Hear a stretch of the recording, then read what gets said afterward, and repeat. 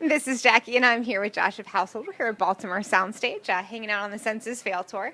Recently, you released Everything a River Should Be last month. What inspired the songwriting on this album? Yeah, the record is just about like relationships or friendships that have like gone awry and are complex and maybe convoluted in a way. So just broken relationships. You spent a lot of time working on this album and prepping for it. So what was the songwriting process like? Yeah, we spent like 2.5 years writing it, so lots of months away, locked in cabins, writing and really trying to carve out this new sound. It's quite a different sound from what we've done in the past, so this took quite a while to get it to where we brought it. And how is songwriting a cathartic process, and does it make the songs easier or harder to perform live? I would say just based on how much time it took to write these, it feels right. It took a while, and I don't know, it feels like true to us. Like it's more of like a somber sounding album. It's a little bit slower, but it feels like it represents us well. So I feel like it translates well. It feels good. And with the songs being so personal, how do you decide which songs to put on the album and which to kind of like let go or hold on to for later? Yeah, actually, because we changed the sound so much, we spent the whole time finishing these songs. So there aren't really, there's like one B-side, but everything was kind of specifically placed in a way that it wasn't like we were throwing songs away. It was very deliberate, so they all kind of made the cut. They were always like the whole album. So. And what was it like working with Nate Washburn, and how did it affect your final product? Yeah, it was great. We spent double the amount of time we've ever had in the studio, so we had a full month there, and Nate was great. It allotted us the time to, perfect riffs, and there's one time Nathaniel spent an entire day just with a full 8-hour session just with one guitar part. So having that time was special, and Nate has like a great ear for all that, just like fine tweaking. So it was great. Very cool. So what are some messages or an overall vibe you hope fans get from that album?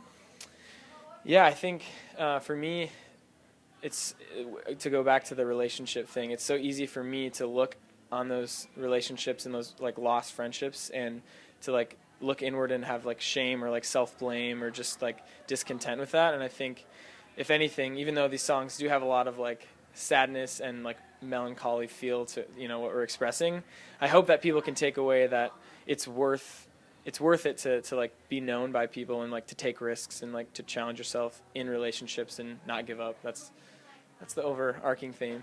Those are some really great messages. So if someone is stumbling upon this interview and they say, all right, Household, so what's the first song you want them to listen to?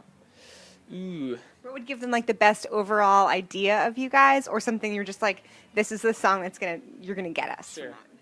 I think Don't Listen to Me is my favorite. That one I wrote, so I'm biased, but it's just like a fun rock song.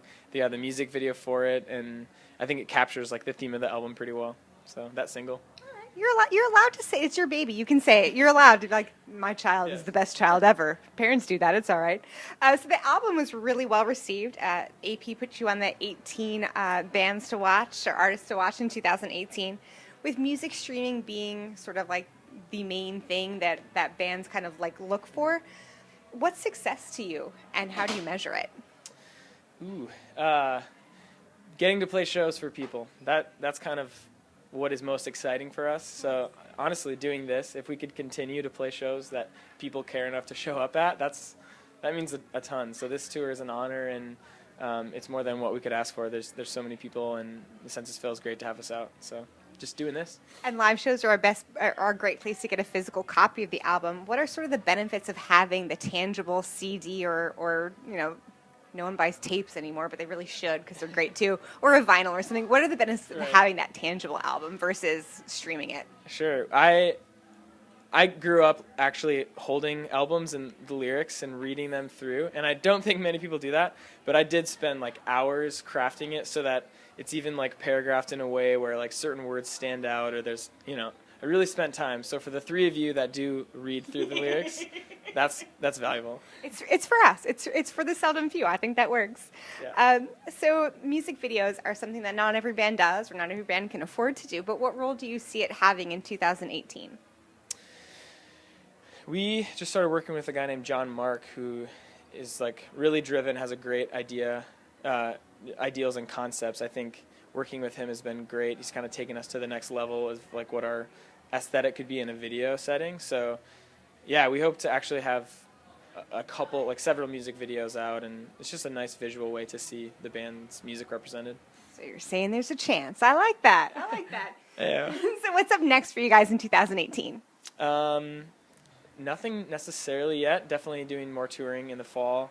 Probably start working on new music. Now that we spent 2.5 years making this one, we can start the next process. So. You got time on your hands. Yeah, absolutely. Nice. Stay tuned for much more from Household. This is Jackie. Thanks to In the Key of Change and Chorus FM.